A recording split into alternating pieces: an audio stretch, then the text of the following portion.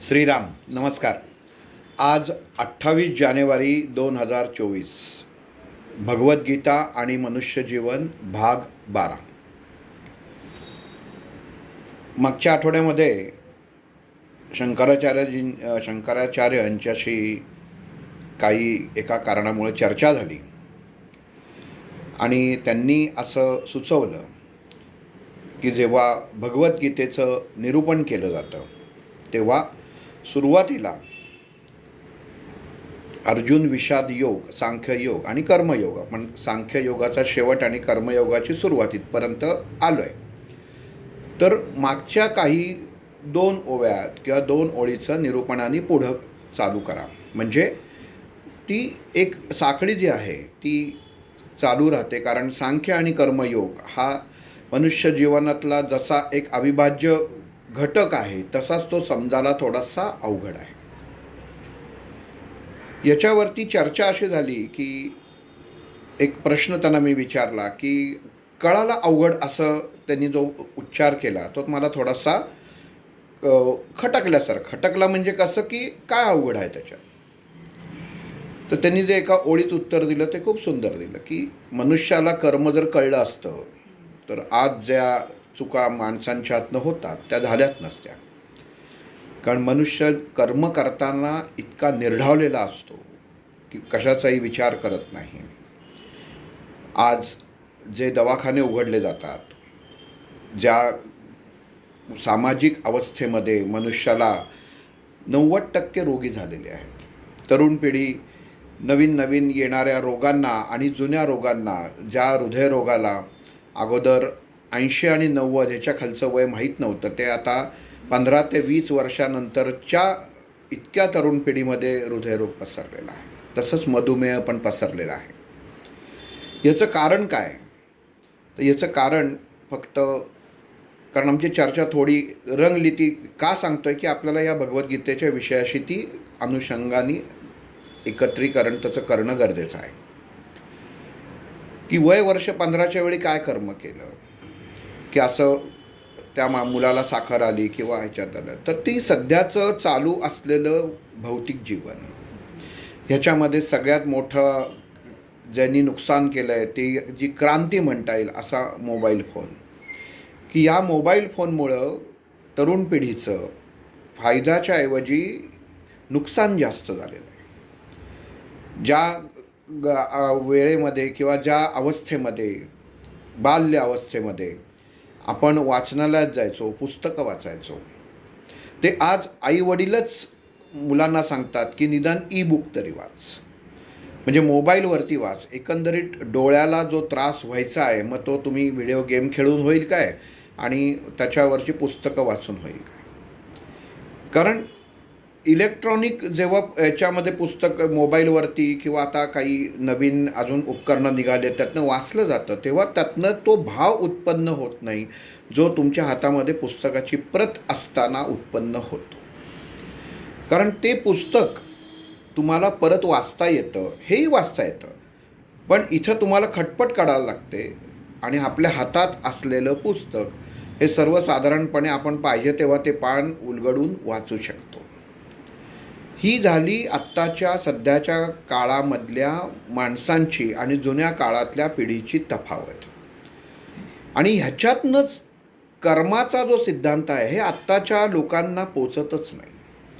कारण कर्म म्हणजे काय हे आत्ताची पिढी ही, ते म्हणले ही शेवटची पिढी आहे तुमची आत्ता जे आहे की ती साधारण ही अभ्यास करेल. आज माणसं धार्मिक गोष्टींच्या मागं लागली आहेत, ती स्वतःच्या म्हणजे कर्मकांडामध्ये गुंतलेली आहेत. त्यांना कर्मकांड करण्यामध्येच आता असं वाटतं की आपले दोष सगळे काढले जातात. पण मंत्र साधना मुळात ज्या देहामध्ये जर ताकदच नसेल तर त्या देहामध्ये कर्मकांड करून काही उपयोग नाही. कारण बुद्धीत जर योग्य नसेल तर त्या बुद्धीला तुम्ही गती देऊ शकत नाही आणि दिलेली गती ही त्या सूड बुद्धीकडेच जाते. त्यामुळे म्हटले संस्कार, आज आपल्या जगतामध्ये संस्कार होणं खूप गरजेचं आहे. की काय आपण आपल्या मुलांना देतो आहे किंवा मुलांना काय शिकवतो आहे. महाभारत आणि रामायण ह्याचा उच्चार करताना रामाचा उच्चार रामा असा केला जातो. राम या शब्दाचा उच्चार इंग्लिशमध्ये रामा केला जातो. महाभारता असं म्हटलं जातं, ते महाभारत आहे. तर हे आपली लोकांना पाश्चात्य देशांची असलेली ओढ ही कमी होणं गरजेचं आहे. आज विदेशी लोक भारतात आपल्या येतात आणि इथं शिकून जातात. जर्मनीतले लोक आपल्या इथं येऊन PhD करतात आणि आपली लोक तिथं फक्त पैसे कमवण्यासाठी तिकडं जाऊन PhD करतात. हे दुर्भाग्य. म्हणजे हे आमचं सर्व बोलणं एवढ्यासाठी हे चाललं होतं की ह्या गोष्टी ते म्हणले कुठल्या तरी माध्यमामार्फत समाजापर्यंत येणं गरजेचं असतं. कारण काही वेळा असं होतं आपण एखाद्याला समजवायला जातो आणि त्याला ते आवडत नाही. आणि मला त्यांनी स्वतःला प्रश्न केला की तुमच्या मुलाकडं मोबाईल आहे का? म्हटलं आहे. ते म्हटले तुम्ही बाजूला काढू शकता का? म्हटलं नाही. ते म्हटले बघा म्हणजे सुरुवात आपल्यापासून होणं गरजेचं आहे. म्हटलं मुलगा मोठा आहे. ते म्हटले तुमच्यापेक्षा नाही ना. म्हणजे वयाचा मान जर मुलं राखत असतील तर म्हणले आईवडिलांचं ऐकतील. पण आईवडिलांनीच जर सवय लावली की काही हरकत नाही, तू जे करतोयस ते योग्य करतोयस किंवा आम्ही चालवून घेतो, हे जे चालवून घेण्याचं जे आहे तर ह्या कर्माचा दोष आईवडिलांच्या पदरी लागतो, मुलाच्या पदरी लागत नाही. कारण मुलाला बिघडवण्यात किंवा मुलांना जे सवयी लागतात त्याच्यात आईवडिलांचा हात हा खूप आहे. ते बाहेर काय करतात, मित्र कसे आहेत, मैत्रिणी कशा आहेत, त्यांचा ग्रुप कसा आहे, या सर्व गोष्टींमध्ये माहिती असणं. कारण म्हणले की तुम्ही असताना आम्ही असताना आपल्या घरच्यांना सर्वांना माहिती असायचं. भातुकलीचे खेळ म्हणले तेवढ्यासाठी घेतात, आता म्हणले पार्ट्या करतात. पण आईवडील विचारत नाहीत की मुलं कुठं पार्ट्या करतात. घरातली स्त्रीच अन्न हल्ली शिजवणं कमी झालं आहे. त्यामुळे मुलांना म्हटले की ऑनलाईन ऑर्डर करून खाणं आत्ता जास्त सोयीस्कर वाटतं आणि त्याच्यामध्ये कुठलाही भाव नसतो. त्यामुळं म्हणले की मुलांमध्ये जी ऊर्जा निर्माण व्हायला पाहिजे ती निस्तेज ऊर्जा निर्माण होते. आणि मग निस्तेज निर्माण झालेली ऊर्जा ही शरीराला हानिकारक असते आणि ती शरीरातलं जडत्व म्हणजे फॅट हे तयार करते. म्हणजे इथपर्यंत आमचं बोलणं झालं. हे विषय काय होता? भगवद्गीता. त्यामुळं म्हटलं की पाठीमागनं जर परत सांगायला सुरुवात केली की सुरुवात कुठनं झाली, गोंधळलेली अवस्था, कारण काय? कारण म्हणले एखाद्या गोष्टी घडण्यासाठी कायम लोकांच्या डोळ्यासमोर पाहिजे की कशासाठी हे घडलं. तर 2 ओवीचं स्पष्टीकरण असणं खूप गरजेचं आहे. म्हटलं ठीक आहे, हरकत नाही. तर त्यांच्या आज्ञेच्या अनुसरून आणि ते मी स्वीकारून म्हणजे परत 2-2 ओळीचं फक्त हे कशासाठी आपण करतोय, कुठनं सुरुवात झाली गीतेची, की ज्यावेळी युद्धाला सुरुवात झाली प्रसंग ते म्हणले प्रसंगानुरूप त्याच्यात मांडणी थोडीशी व्हायला पाहिजे. तर ती प्रसंगानुरूप मांडणी पण करा. म्हणजे लक्षात येईल की एखाद्या नाट्याच्यामध्ये शिवाजी महाराज जर दाखवले तर ते म्हणले की ते कायम ते सिंहासनावरच बसलेले दाखवत नाही. कुठंतरी लढतायत, कुठंतरी काहीतरी करतायत, प्रजेसाठी काहीतरी करतायत, त्यांच्या गुरूंच्या चरणी आहेत. म्हणजे एक व्यक्तिमत्व किती भूमिका निभवतं तशा भूमिका अर्जुनाच्या त्या कुरुक्षेत्रावरच्या असलेल्या अर्जुन आणि श्रीकृष्ण हे दोघं समोरासमोर आहेत. पण त्या दोघं समोरासमोर असताना अर्जुन फक्त गांडीव धनुष्य हातात न गळून पडल्यानंतर कसा उभा होता किंवा कसा बसला होता हे कळणं महत्त्वाचं आहे. कारण माणूस खचतो आणि खचल्यानंतर त्याची काय अवस्था होते तर हा दृष्टिकोन पण पाहिजे. म्हणजे भगवंतांनी अर्जुनाला सर्वसामान्य माणसाच्या दृष्टिकोनातून सर्वसामान्य माणसाला त्यांनी बाहेर काढलं, पण कुठल्या परिस्थितीतनं काढलं तर ती परिस्थितीसुद्धा मांडणं थोडीशी गरजेचं आहे. की ह्याचं वर्णन भगवद्गीतेमध्ये आलेलं आहे आणि ह्या अनुषंगाने थोडंसं सांगायचा प्रयत्न केला तर अजून जास्त सोपं होईल. वेळ लागला तरी हरकत नाही. म्हणजे इथपर्यंत आमचं हे बोलणं याच्या बाबतीत झालं. आपण सुरुवात जसं त्यांनी सांगितलं की भगवद्गीतेला सुरुवात केली ती अर्जुनांनी श्रीकृष्णाला सांगितलं की दोन्ही सैन्याच्या मधोभागी रथ नेऊन उभा कर. ज्या युद्धासाठी पांडव आणि कौरव तयार झाले होते त्याच्यामध्ये भगवान श्रीकृष्णाने जाऊन पहिल्यांदा शिष्टाई करायचा जो प्रयत्न केला. आता इथं अजून एक पहिला भाग असा की मनुष्य जीवनामध्ये आपण एखादं वाक्य बोलून जातो आणि त्या बोलल्यानंतर आपल्या जीवनावरती होणारा गंभीर परिणाम म्हणजे हे महाभारताचं युद्ध होतं. हे आपल्याला अगोदर 10 वेळा आपण गोष्टी रूपातनं ऐकलेलं आहे की ते द्रौपदीचं बोलणं, दुर्योधनाला बोलणं आणि एखाद्या माणसाच्या मनामध्ये एखाद्या विरुद्ध जर राग उत्पन्न झाला तर तो काय टोकाची भूमिका गाठू शकतो म्हणजे महाभारत आहे.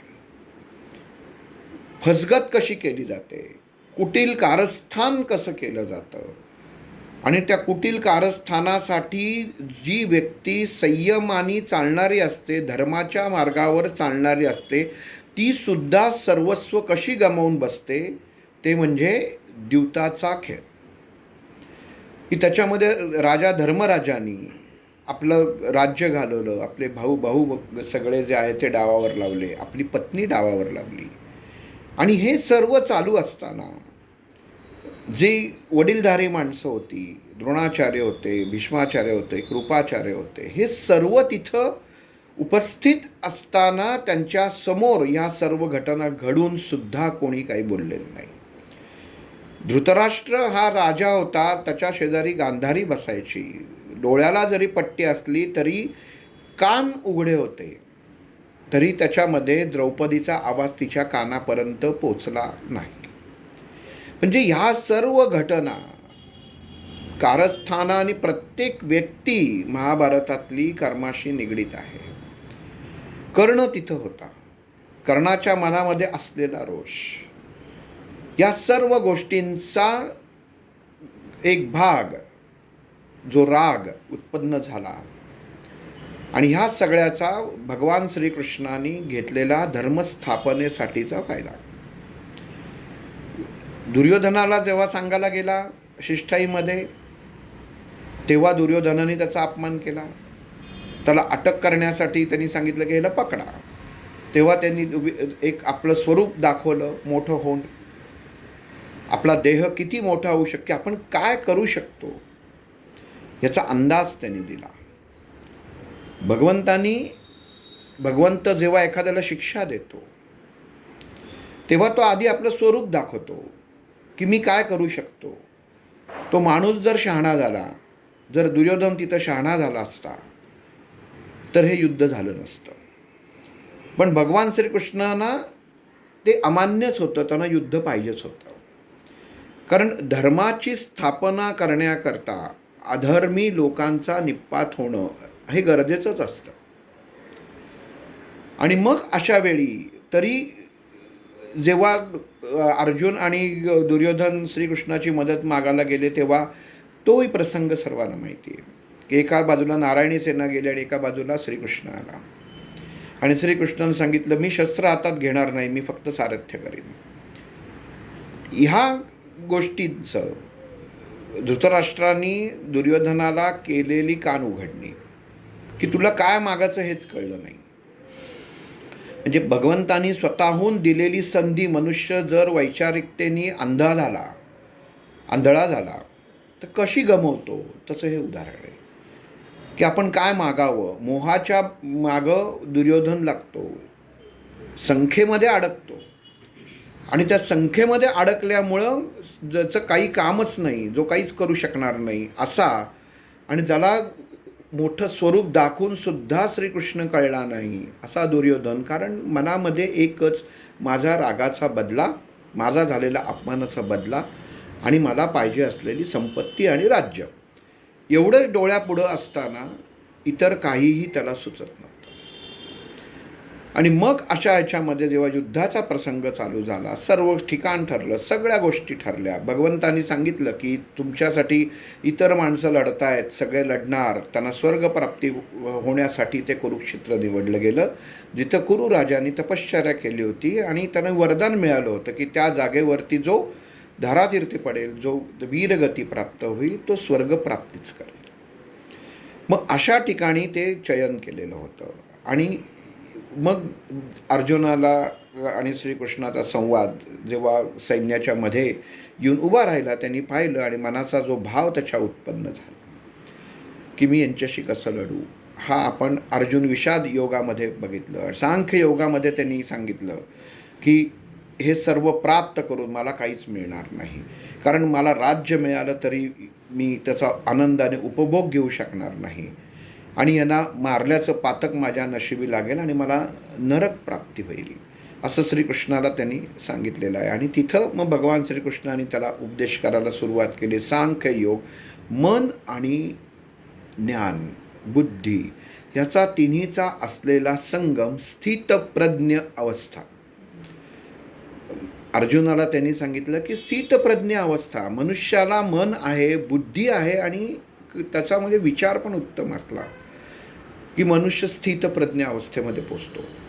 ती अवस्था अर्जुनामध्ये निर्माण होती. निर्माण म्हणजे ते सर्व गुण अर्जुनामध्ये होते. म्हणून अर्जुनाचं चयन भगवान श्रीकृष्णाने युद्धाच्या अगोदरच म्हणायचं तर करून ठेवलेलं होतं की सर्व. कारण मुळात कसं असतं की जर तुम्ही प्रश्नच विचारले नाहीत तर तुम्हाला माहितीच पडणार नाही काही. आणि गुरुला असो किंवा एखाद्या जर मुलाखतकार असेल आणि एखादा जर सायंटिस्ट असेल, वैज्ञानिक असेल, जर त्याला तुम्ही प्रश्न विचारले नाही तर त्याचं मनामध्ये असलेलं किंवा विचारांमध्ये असलेलं, त्याच्या अनुभवामध्ये असलेलं विज्ञान समाजापर्यंत येणार नाही. पण मग ते येण्यासाठी जो मुलाखतकार आहे तो सुद्धा तेवढाच हुशार लागतो जसा अर्जुन होता. म्हणून अर्जुन आणि श्रीकृष्ण यांच्याकडे आपण जेव्हा ज्या अनुषंगाने पाहतो तेव्हा फक्त एका युद्धाच्या ठिकाणी भगवंतांनी अर्जुनाला केलेलं भगवद्गीतेचा उपदेश हे न पाहता एक हुशार विद्यार्थी, अर्जुन हा हुशार होता म्हणून तो प्रश्न उत्पन्न करू शकतो. आपण एखाद्याला विचारतो की कोणाला काही प्रश्न असेल तर विचारा, आणि मग माणूस काय म्हणतो की आपण उगाच प्रश्न विचारायला जायचो आणि त्यांनी मला जर एखादा प्रश्न विचारला, मी ज्याला प्रश्न विचारणार त्यांनी, तर मला उत्तर देता यायचं नाही. पण जो हुशार विद्यार्थी असतो तो न डगमगता कुठल्याही विषयाचे प्रश्न विचारतो. भले त्याला त्याचं उत्तर माहिती जरी नसलं तरी त्याला तो रस्ता माहिती असतो की कुठल्या मार्गाने आपल्याला जायचं आहे. मग इथं भगवंतानी जे अर्जुनाचं चयन केलं तेव्हा समाजापुढं दाखवताना मनुष्याला काय अवस्था निर्माण होते, कसा मोह निर्माण होतो, आपल्या माणसांबद्दल मनुष्य जेव्हा विचार करायला लागतो की संसारामध्ये माणूस कसा अडकतो, हे सांख्ययोगामध्ये सांगितलेलं आहे. की जेव्हा त्यांनी धृतराष्ट्राने जेव्हा सुरुवात केली संजयाला विचारणं की माझे पुत्र आणि माझा भाऊ ह्याचे पुत्र, अगोदर एकत्रीकरण म्हणायचं आहे, सर्व माझे. पण जेव्हा त्यांनी ह्याचं विलगीकरण केलं, वेगळं केलं, माझी मुलं आणि ती त्याची मुलं, कारण जेव्हा तुम्हाला एखाद्याचा फरक दाखवायचा असेल तर तुम्हाला वेगळं करणं गरजेचं असेल. तो फरक मनामध्ये आला की तो तुम्हाला समोर येतोच. जसा धृतराष्ट्राने संजयाला विचारलं की माझी मुलं आणि त्याची मुलं काय करतात, हा धागा श्रीकृष्णाने सांख्ययोगामध्ये अर्जुनाला समजवताना पकडला की ज्यांना तू आपलं आपलं आपलं म्हणतोय त्याची त्यांनी या भगवद्गीतेचं त्याला व्यासांमार्फत जे संजयाला शक्ती मिळाली, त्या शक्तीचा उपयोग करताना राजा धृतराष्ट्राचं पहिलंच वाक्य होतं की माझी मुलं आणि माझ्या भावाची मुलं काय करतायत. म्हणजे त्यांनी सुरुवातीलाच तुम्हाला वेगळं केलेलं आहे आणि तू त्याला आपलं म्हणतोयस. हा दृष्टिकोन भगवंतानी पहिल्यांदा अर्जुनाच्या समोर मांडला. आपण सांख्ययोगात बघितलं की समजवताला, लहान मुलाला जसं समजवतो त्याप्रमाणे भगवंतानी अर्जुनाला समजवायचा प्रयत्न केला, नंतर रागावून प्रयत्न केला. पण अर्जुन हा त्यावेळी हातातनं जेव्हा आपण जसं वर्णन केलं की गांडीव धनुष्य जे खांद्याला होतं, ज्याच्यावरती भार उचलला जातो, तिथनं ते गळून पडलं आणि तो बसला. म्हणजे जी अवस्था जी आहे, भगवान श्रीकृष्ण उभे आहेत, रथामध्ये अर्जुन हतबल होऊन बसलेला आहे की ज्याच्यामध्ये वैचारिकता, विचार करायची कुठलीही ताकद नाही. आणि जेव्हा मनुष्याच्या मनामध्ये, मनुष्याच्या बुद्धीमध्ये वैचारिकता योग्य नसते, विचार करायची बुद्धी नसते, तेव्हा शत्रू त्या व्यक्तिमत्वावरती हावी होतात. मनुष्य चुकीचा निर्णय घेऊ शकतो. आणि मग अशा वेळी जसा अर्जुनाच्या सोबत तूची गरुंदुपिता, तूची इष्टदेवता असं म्हणणारे आणि जो समोर होता असा भगवान श्रीकृष्ण होता, तसं प्रत्येक मनुष्याच्या जीवनामध्ये एक सद्गुरू असणं गरजेचं असतं. की जीवनामध्ये आपण हतबल झालो तर त्या ठिकाणी तो सद्गुरू आपल्याला बाहेर काढेल. म्हणून सर्वसामान्य जीवनामध्ये गुरुचं महत्त्व खूप दिलेलं आहे. मग अशा ठिकाणी, अशा ह्या कुरुक्षेत्रावरती अर्जुनाने जेव्हा श्रीकृष्णाला प्रश्न केले की मी संन्यास घेईन, या सर्व गोष्टींमधनं श्रीकृष्णाने त्याला शेवटी सांगितलं की तू क्षत्रिय आहेस, धर्म काय तुझा. मनुष्य जेव्हा जन्मतो, एखादा तानमूल ब्राह्मणाच्या घरात जन्मलं तर त्याला ब्राह्मणच म्हटलं जातं. एखादं मराठ्याच्या घरात जन्मलं त्याला मराठा म्हटलं जातं. जातीपाती ही माणसांनी निर्माण केल्या आहेत, हे समजण्यासाठी म्हणून सांगतोय. मग तसं क्षत्रियाच्या घरात तू जन्मलेला आहेस, म्हणजे त्या कुळामध्ये जे संस्कार आहेत तेच तुला पूर्ण करणं हे तुझं कर्तव्य आहे. इथं आपण येऊन थांबलो होतो की भगवान श्रीकृष्णाने अर्जुनाला सांगितलं की तू क्षत्रिय घरामध्ये जन्मलेला आहेस. तू जर संन्यासी, साधू अशा वैचारिकतेच्या घरामध्ये जन्माला असता तर तुझी विचारधारेचा मी विचार केला असता. पण तुझा जन्म क्षत्रिय झालेला आहे आणि क्षत्रियाचं कार्य हे आहे, धर्म हा आहे की आपल्या प्रजेचं रक्षण करणं. इथं एक गोष्ट खूप सुंदर दिलेली आहे की भगवान श्रीकृष्णाने अर्जुनाला ही, जसं मला यांनी सांगितलं की अवस्था सांगा, तर जेव्हा श्रीकृष्णाने अर्जुनाला सांगितलं की बघ तू जर त्यांना मारलंस, तू मारणारा कोणीच नाहीस. तू त्यांचा देह, ज्याला शासन, ज्यांनी अपराध केला आहे त्याला तू शासन देतोयस, म्हणजे देहाला शासन देतोयस.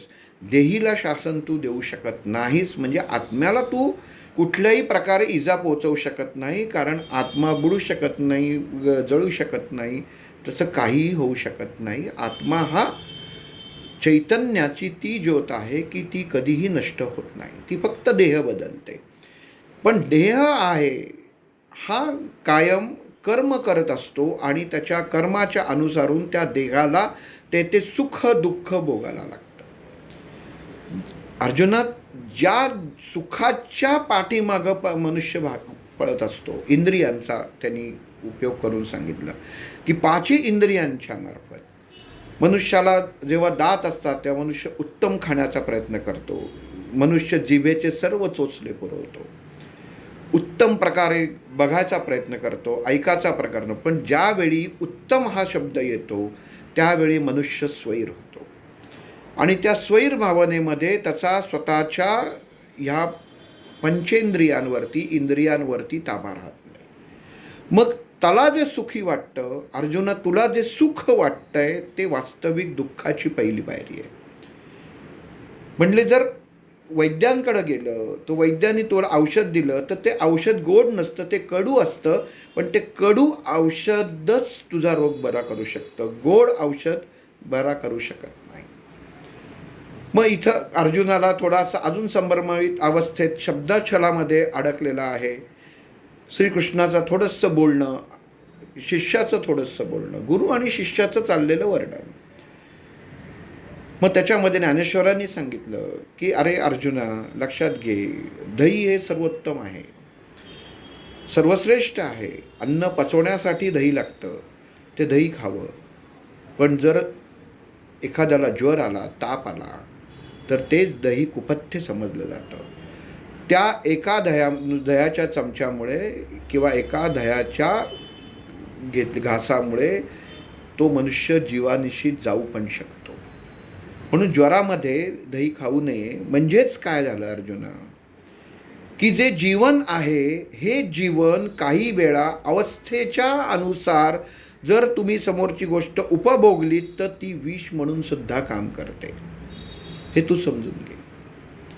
मग ज्याला तू इंद्रियांचं सुख म्हणतोय, ज्याला तू म्हणतोयस की माझ्या इंद्रियांचा ऱ्हास होईल, ज्याला तू म्हणतोयस हे पाप आहेत, त्यांना मारल्यानंतर माझ्या झोळीमध्ये पुण्याचा एकही दाणा पडणार नाही, वास्तविक तू त्यांना मारतच नाही आहेस, तू फक्त निमित्त आहेस.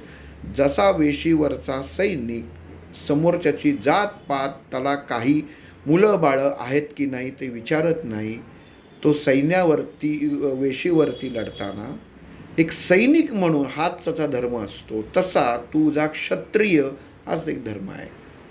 समोरच्याला मारणं हे तुझं काम आहे. तो योग्य जर असेल तर तो तुझ्यासमोर आलाच नसता. तू बुद्धिमान आहेस अर्जुना, तू त्याचा विचार कर. आज ते तुझ्या विरुद्ध उभे आहेत, त्याचं कारण काय आहे? कारण तुमची वैचारिकता आणि त्याची वैचारिकता ही पटत नाही आहे. कारण तुम्ही धर्माची स्थापना करायला चाललेत आणि ते अधर्माची स्थापना करायला चाललेत. हा मुळात असलेला मोठा भेद अर्जुना तुझ्या लक्षात आले नाही. आणि एक राजा म्हणून तुला त्याचं आपल्या धर्माचं रक्षण करणं हे क्षत्रिय धर्माचं पहिलं कार्य आहे, हे तू विसरू नकोस. हे अर्जुनाला भगवान श्रीकृष्णाने सांगितलं. श्रीकृष्णाने सांगितलेल्या ह्या गोष्टीमुळे अर्जुनाच्या मनामध्ये थोडंसं धैर्य उत्पन्न झालं.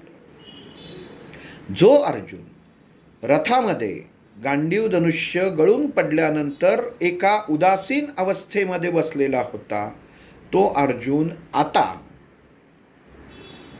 भगवान श्रीकृष्णाला प्रश्न विचारायला तयार झाला हात जोडून.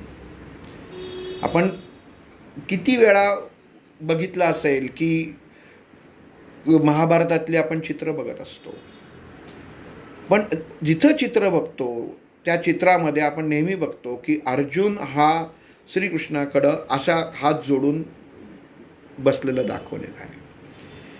ही चित्र नाही आहे, तर ती मनाची अवस्था आहे की तू सांगितलेला पहिला भाग मला पटलेला आहे आणि आता पुढचा भाग मी ऐकायला तयार आहे, त्याच्यात माझे काही प्रश्न आहेत. भगवंतांनी अर्जुनाची निवड एवढ्यासाठीच केली होती की ह्यांनी मला प्रश्न विचारावे. अर्जुन हुशार होता, कारण निवड कोणाची करायची हा सुद्धा महत्त्वाचा भाग असतो. आणि गुरुला बोलतं करणं काय असतं समाजामध्ये आत्ताच्या सुद्धा आपण बघितलं आहे की मनुष्याला थोडंसं आपण गुरुच्या सानिध्यात राहिल्यानंतर वाटतं की मी गुरु झालो आणि तो स्वतःचं नुकसान करून घेतो. हेही आपल्याला 10 वेळा बोलणं झालेलं आहे. मग इथं अर्जुनाची जी अवस्था ज्ञानेश्वरांनी वर्णन केलेली की अर्जुन इतका हुशार होता आणि इतका तो भगवान श्रीकृष्णाला सांगत होता की श्रीकृष्णा काय तू सांगतोयस ते मला आता थोडं थोडं पटायला लागलं आहे, पण मला जरा थोडंसं अजून सांग की म्हणजे तू म्हणलास की यांना मारणारा मी नाही, हे यांना मी मारलं नाही तरी हे मारणार आहेत, मी फक्त माझं शस्त्रांनी मारलं नाही तरी यांना कुठलं तरी शस्त्र येऊन मारेलच, माझ्यावरतीच काही अवलंबून नाही, मग माझ्या मनातले उत्पन्न झालेले विचार हा माझा मोह आहे. हे सगळं श्रीकृष्ण तू म्हणतोस ते अगदी खरं आहे. आता मला मान्य आहे, हे हात जोडून बोलतोय बरं का अर्जुन. आता म्हणजे आता चर्चेच्या तो याच्यामध्ये आहे, तयारीत आहे, मूडमध्ये आहे की आता आपण त्याच्याकडनं ज्ञान प्राप्त करायचं आहे. सुट्टीवर तिथंच म्हटलं नाही की चला झालं सगळं आता मी धनुष्य उचलतो आणि लगेच तयार होतो. नाही, त्यांनी सगळी माहिती काढून आपल्याला ही संधी मिळाली आहे. व्यासपीठ, युद्धभूमी. पण मनुष्याला ही जी संधी आहे ही जीवनात प्रत्येक व्यक्तीच्या येते की तिथं ते स्थान बघितलं जाऊ नये. ज्ञानी माणसाकडनं जेवढं तुम्हाला ज्ञान घेता येईल तेवढं मनुष्यानी घ्यायला पाहिजे. हे इथं अर्जुनाने श्रीकृष्णाच्या मार्फत दाखवून दिलेलं आहे, त्याला प्रश्न विचारून. आणि मग त्यांनी सांगितलं की तू सांगितलंस की यांना मारलं की मी नाही, सगळं तूच सांगतोयस. पण मग एवढं सगळं सांगत असताना तुला माहिती आहे की वास्तविक श्रीकृष्णा की माझा काहीच उपयोग नाही. मग म्हणजे तू मला म्हणतोयस की तू मारलं नाहीस तरी हे मारणार नाही आहेत का, तर मारणार आहेत. तू सांगतोयस तू जर अस्त्रशस्त्र उचलली नाही तर हे मारणार नाही आहेत का, तर मारणार आहेत. तू सांगतोयस की हे जे माझे गुरुवर्य आहेत किंवा ते आहेत यांना देहांत नाही आहे का, तर आहे. तुझी गरजच नाही आहे, पण तू निमित्त हो. पण मग हे नसताना तू मला त्याचं निमित्त का करतो, हा अर्जुनाने श्रीकृष्णाला विचारलेला कर्मयोगातला प्रश्न. तू का करतोयस मला? तुझं सगळं जर गणित ठरलेलं आहे, मी काहीच नाही, मग माझ्यावर कशासाठी? मग इतर सगळं आहेत ना, मग मला कशाला निवडलंस तू? माझ्या हातनं का करतोयस? मरणारच आहेत ना, त्यांना त्यांच्या कर्माने मरतील, त्यांचे भोग आहेत त्या अनुषंगाने मरतील. असा प्रश्न अर्जुनाने श्रीकृष्णाला त्या ठिकाणी विचारला. मग मी का लढावं? तू मला सवळ सांग की त्याच्यामध्ये मी आता एवढं सगळं सांगितलंस की स्वर्गही तुला प्राप्ती होईल, नाहीतर वीरगती प्राप्त होईल. ठीक आहे, असं धरून चालू की मला नरक प्राप्ती झाली. पण कुठं बिघडलं? पण भगवंता, अरे मी तुझा शिष्य आहे, मी तुला गुरु मानलं आहे, मग असं असताना मला नरक प्राप्ती होईल, मला स्वर्गप्राप्तीच होणार ही मला खात्री आहे. असं बोलून त्यांनी श्रीकृष्णाला अडकवायचा प्रयत्न केला. म्हणजे काय असतं इथे, एक गंमत तुम्हाला सांगतो की भगवंताचं साह्य, गुरुची महत्त्वाचं काय असतं, गुरुचं जीवनामध्ये महत्त्व काय आहे ना, एक तुकाराम महाराजांचं उदाहरण खूप एक म्हणजे प्रसिद्ध आहे की शिवाजी महाराज तुकाराम महाराजांच्या कीर्तनाला जायचे आणि कीर्तनात त्यांचं नित्य होतं की तुकाराम महाराज आले की त्यांच्या कीर्तनाला शिवाजी महाराज 100% येणार ते येणार. आणि एकदा कीर्तन चालू होतं, महाराज आले आणि मोगलानं कळलं की इथं शिवाजी महाराज आलेले आहेत आणि बरं ते कीर्तनाला जायचं म्हटल्यानंतर काय अख्खं सैन्य घेऊन जायचं नाही, निवडत 2-3 असतील त्यांना बरोबर घेऊन जायचे. तर तेव्हा गंमत अशी झाली की मोगलांनी संधी साधली आणि त्यांनी त्या मंदिराला वेढा घातला की आता महाराजांना आम्ही पकडलंच, आता जाऊच शकत नाही. ही तुकाराम महाराजांना कीर्तन करताना लक्षात आलं की हे असं असं घडतं आहे आणि हे त्यांना जाणवलं, त्यांनी पाहिलं की मोगल सैनिक त्याच्यामध्ये, आणि त्यांनी वेळ न घालवता त्या पांडुरंगाला विचारलं की पांडुरंगा तू आहेस की नाही, ह्याचीच मला आता शंका आहे. म्हणजे तुकाराम महाराज ज्याचं प्रवचन करतायत, ज्याचं कीर्तन करतायत, ज्यांना सर्वस्व मानलं, त्यांना तुकाराम महाराज भांडतायत पांडुरंगाशी. कोणासाठी? आपल्या शिष्यासाठी.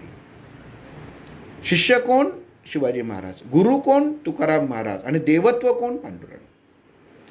आणि मग तुकाराम महाराज पांडुरंगाला म्हटले की तुझा उपयोग काय? मी तुझ्याशी एवढा निष्ठावान आहे, सर्व आहे, माझा शिष्य एवढा निष्ठावान आहे, रोज इथं कीर्तनाला हजर असतो, सर्व करतो, प्रजेची सेवा करतो, सगळा तो एक धर्म स्थापन करायच्या पाठीमागं लागला आहे. आणि हे पांडुरंगा तू हे जे तुझं वागणं आहे की हे ज्यांना कारण तूच या सत्तेचा सगळा चालवणार आहेस, तूच यांना बोलवलंस.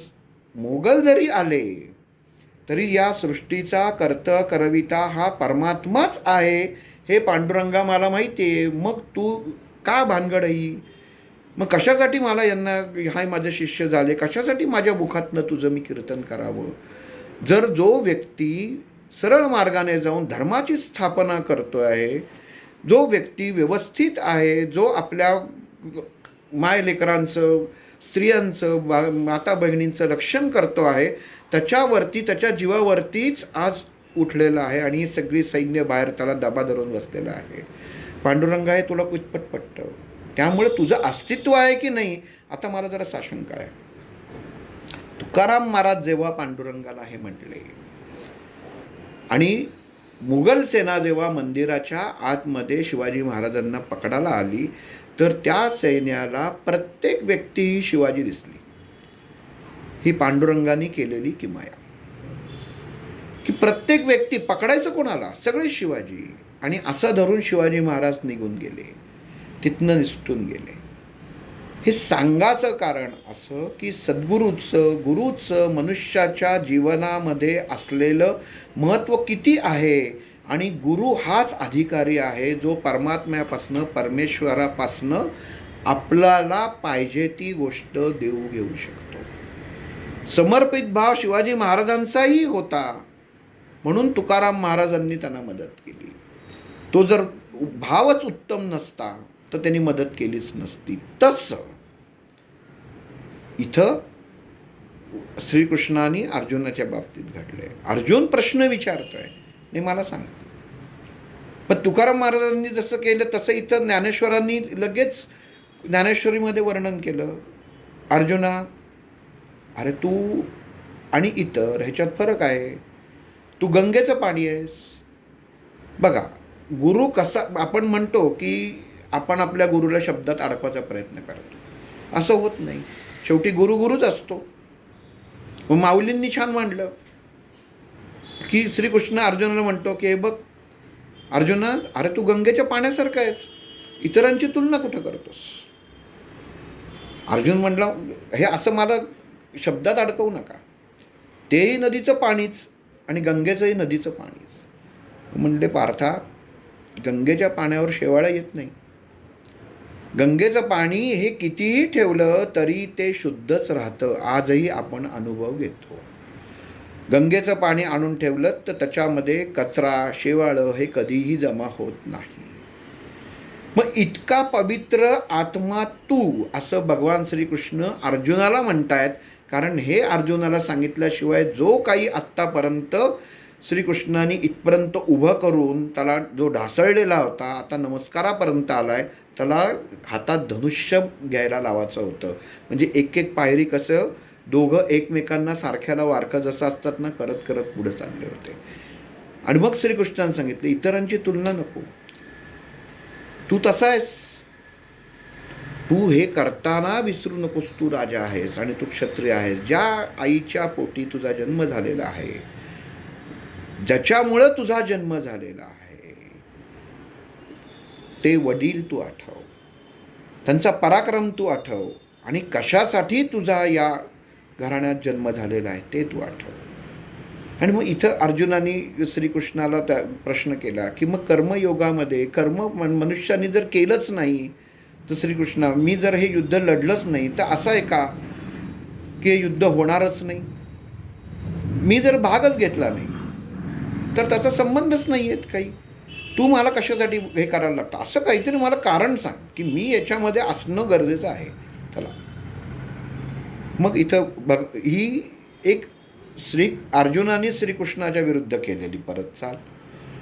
कारण इतर सगळे होते, त्यांनी सुद्धा, म्हणजे अर्जुन नसता उद्या म्हणले भगवंता मी जर धारातीर्थी पडलो तर हे युद्ध होणार नाही आहे का, चालणारच आहे. इतरही त्यांना मारू शकतात, मग मीच का, म्हणजे माझ्याच बाबतीत तू का करतोयस, म्हणजे तू माझ्यात असं काय आहे. स्वत्वाची जाणीव भगवंतांनी अर्जुनाला तिथं करून दिली की तुझ्यात काय आहे, कारण इतरांमध्ये काय आहे, कारण तू स्थितप्रज्ञ आहेस, इतर कोणीही स्थितप्रज्ञ नाही.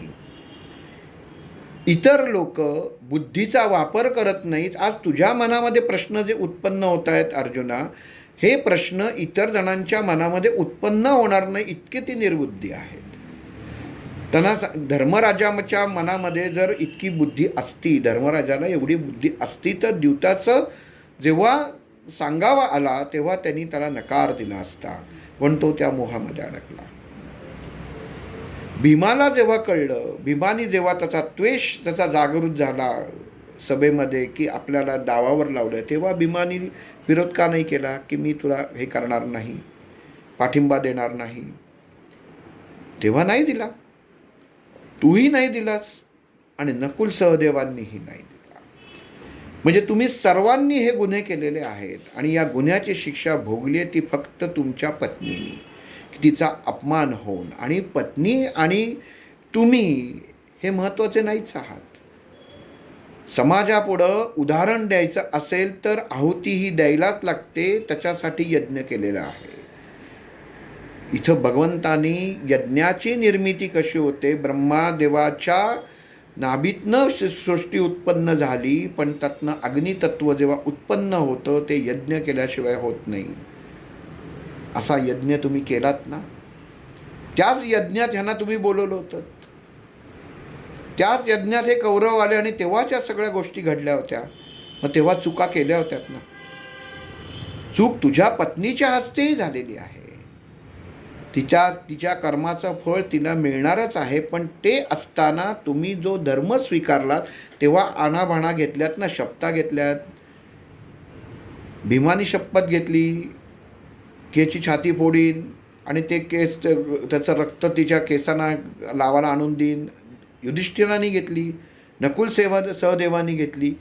तू घेतलीस, ह्या कर्णाला मी मारीन.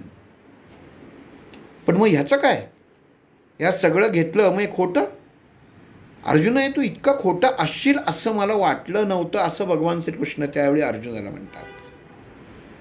की तू असा, तुला हे ज्याचा विसर पडतोय म्हणजे आश्चर्य आहे, आणि तू एवढ्याशा छोट्याशा मोहात अडकतोय, यांना कसं मारू, आणि स्वत्वाचा विचार करतोयस.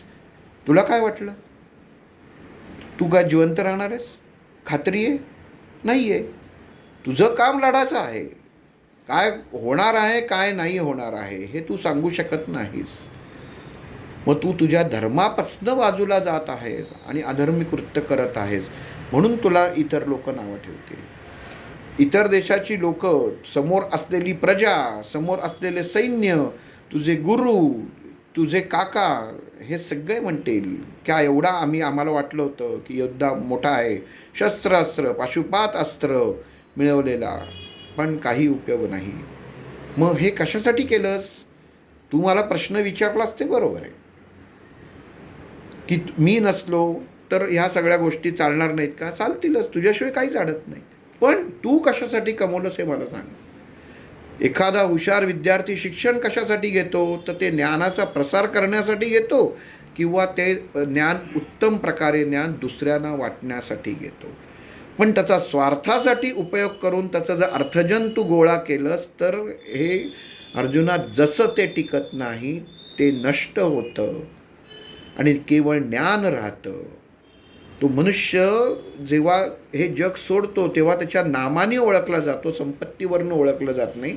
नाव हे सर्वश्रेष्ठ राहतं, तेच कायम राहतं, त्याची संपत्ती राहत नाही.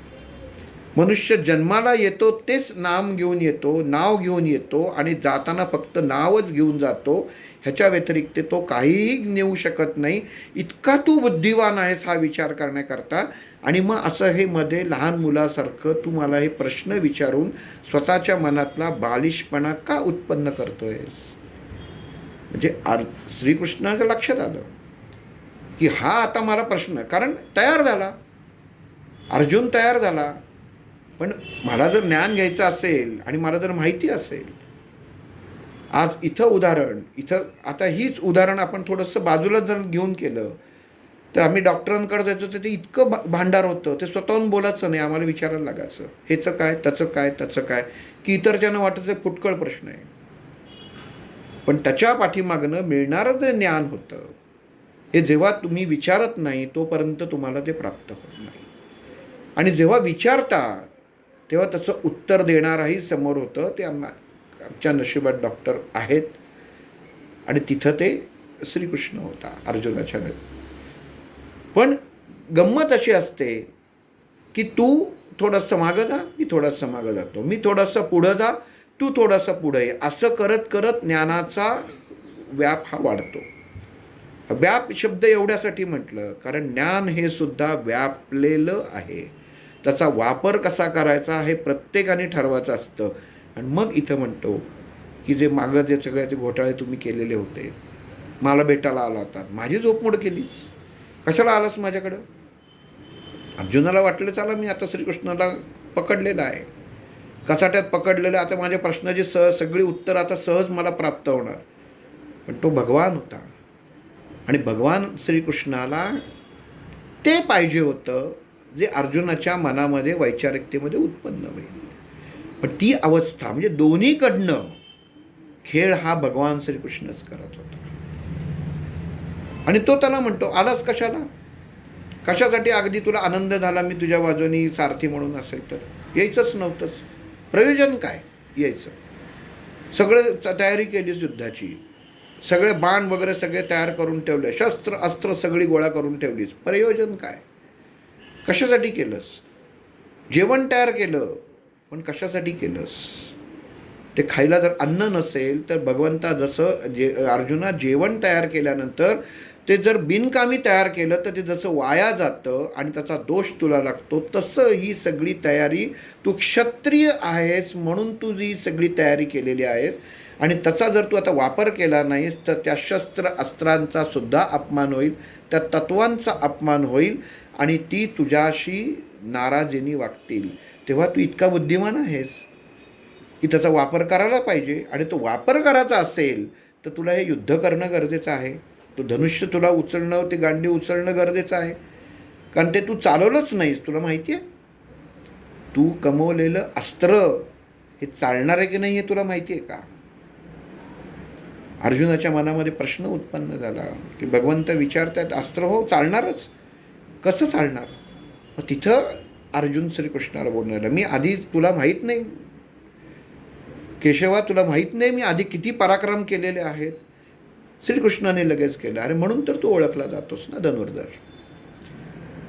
द्रोणाचार्यांनी तुला धनुर्धर ही पदवी कशासाठी दिलीस? कारण तू इतक्या जणांचा संहार केलेला आहेस, त्यांना मारलंयस असं तिथं विचार केलेला नाही आहेस, अशी शस्त्रास्त्र चालवलेली आहेस, तोच तू अर्जुन आहेस, हे तू विसरू नकोस. मग इथं काय होतं? इथं परत तू आपलेच आपलेच आपलेच करत बसलेला आहेस त्याच्यात. त्यामुळं क्षत्रियाचा धर्माचा तू जो अभ्यास केलेला आहेस, इंद्राकडनं अस्त्र घेताना, शंकराकडनं अस्त्र घेताना, ही जी तू सर्व अस्त्र मिळवलेली आहेस, त्याच्यासाठी तू जी तपश्चर्या केली आहेस, ही तपश्चर्या तू वाया घालवणार आहेस का? करायचीच नव्हतीस. तुला आत्ता कशी काय त्याच्यामध्ये बुद्धी झाली की मी संन्यास घ्यावा? मनुष्याला लहान असतानाच ठरवण्यात येतं की त्यांनी काय करावं, आणि तू तर क्षत्रिय आहेस. तुला विचारण्यात केलं होतं की तू काय करणार आहेस. तुला वनामध्ये जायचा संधी मिळाली होती, तू वनामध्ये गेला होतास, वनामध्ये राहिला होतास, वेश बदलून राहिला होतास, तेव्हा तू तो वानप्रस्थाश्रम स्वीकारायचास. पण तू राज्य परत मिळवण्याच्या दृष्टिकोनातनं आलास, म्हणजे हव्यास तुझ्या मनामध्ये होता, कारण तो हव्यास होता म्हणून तू आलास. तो हव्यासच नसता तर तू आला असतास का? मला आधी प्रश्नाचं उत्तर दे. इथं अर्जुन श्रीकृष्णाच्या प्रश्नाला उत्तर देऊ शकला. म्हणून सांगतो, हे पार्था, कर्म हे करणं मनुष्याचं कर्तव्य आहे. जी व्यक्ती ज्या अनुषंगाने ज्या अवस्थेमध्ये असते ते कर्म तिला करायला लागतं. माऊलींनी इथं सांगितलं की जी व्यक्ती ज्या भूमिकेत असते त्या भूमिकेच्या मार्फत तिला कर्म हे करणं प्राप्त असतं. शाळेतल्या शिक्षकांनी विद्यार्थ्यांना शिकवणं हा त्यांचा धर्म आहे. प्रत्येक गोष्टीमध्ये, प्रत्येक मनुष्याच्या जीवनामध्ये तो जी गोष्ट करत असतो ती त्याचा धर्म असतो म्हणून करत असतो. परमेश्वराने अगोदरच संधी दिलेली असते की तुम्हाला काय करायचं, तेव्हा त्यांनी जर ती निवड केली आणि तुम्ही त्या मार्गाने गेलात तर ती गोष्ट वेगळी. पण जर तुम्ही उत्तम ज्ञान घेतलं, त्याचं शिक्षण घेतलं, अर्जुना तू सर्व गोष्टींचं शिक्षण घेतलेलं आहे, ती अवस्था प्राप्त केली आहेस, अरे तू निद्रेवरती सुद्धा विजय मिळवलेला आहेस. कशासाठी मिळवलास? मला कारण तरी सांग ना. तू विजय मिळवण्याचं कारण काय आहे? काय तुला दाखवायचं होतं? की ती विद्या तू स्वीकारली आहेस, त्याची तू विद्या तुला स्वाधीन झाली आहे, पण त्याचा उपयोग काय केलास? अरे जर एखादी गोष्ट आपण तयार केली आणि त्याचा विनियोग केला नाही तर त्या गोष्टी तयार करण्याचा वाईट कर्म म्हणून त्याचं कर्मफळसुद्धा आपल्याला मनुष्याला भोगायला लागतं. एखादी गोष्ट अतिसंचय करून ठेवली तरीसुद्धा ती अकर्म समजली आहे.